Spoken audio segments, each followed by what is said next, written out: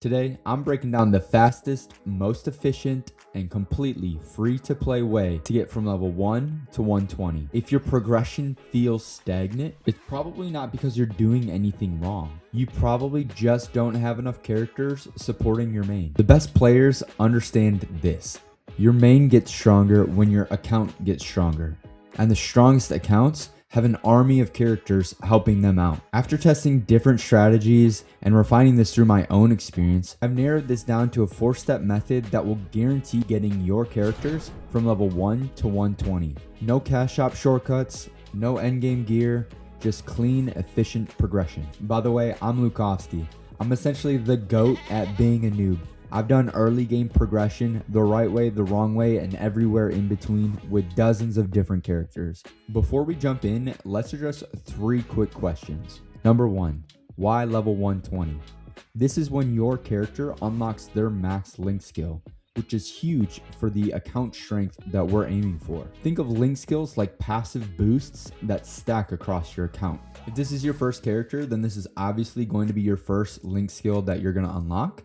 But if you're watching this video to build up that army of alts, then I'd encourage you to add all of the link skills that you have right away from level 1. Free power is free power.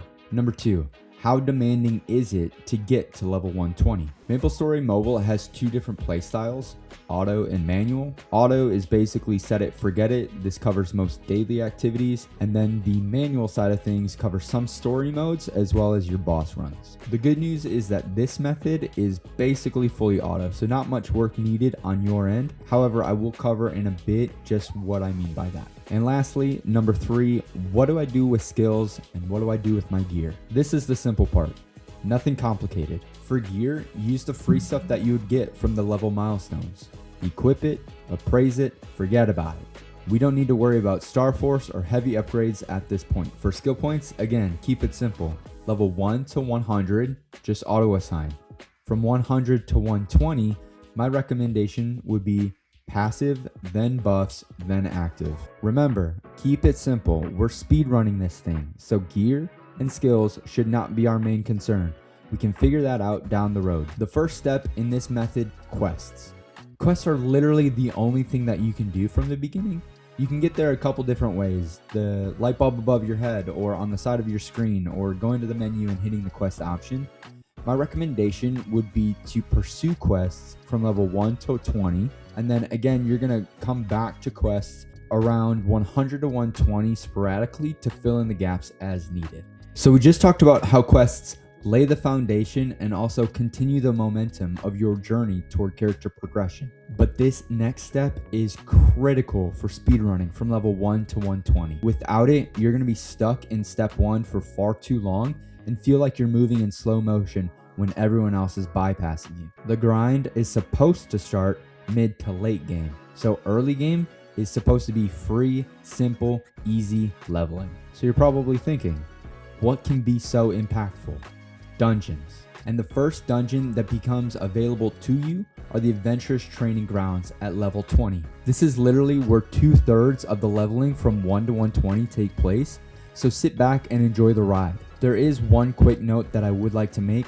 At level 30, if you can, pause and go join a guild. This is a win-win for both you and the guild because you get to start using guild skills, and every time you level up after that, it contributes back into the guild's progression. After that, go right back to the Adventurous Training Grounds and level up from 30 to 100.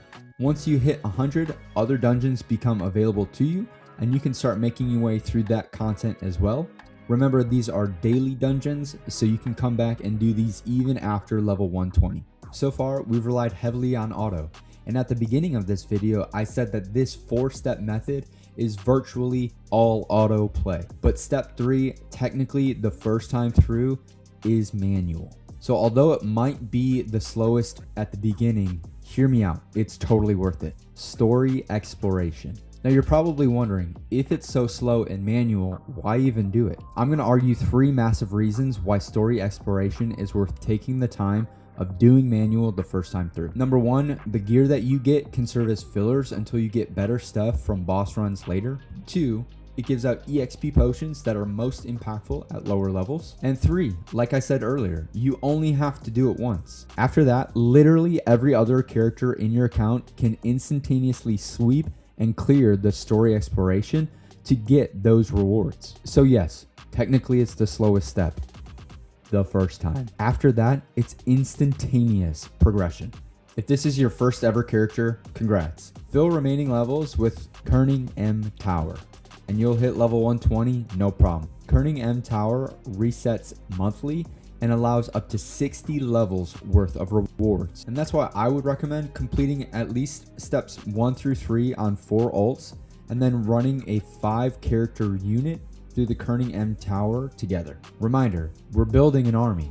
A strong main starts with a strong foundation. And let's be real, when you pair this alongside the adventures training grounds and story exploration, you're probably going to be well beyond 120. So don't overthink it. Stick with the game plan. The goal here is speed and efficiency. Anyone can get to level 120 once, but when you need an army there fast, this method delivers. So there you have it, guaranteed and proven fastest method to get from level 1 to 120. Clean, efficient, free to play. During this video, I brushed over topics like link skills, guilds, and equips, but I do plan on covering these types of things in future videos. So I'd encourage you to subscribe if you don't want to miss those videos in the future. And if there's anything that you want covered sooner rather than later, drop that in the comments. As always, save time, save mesos. See you next time.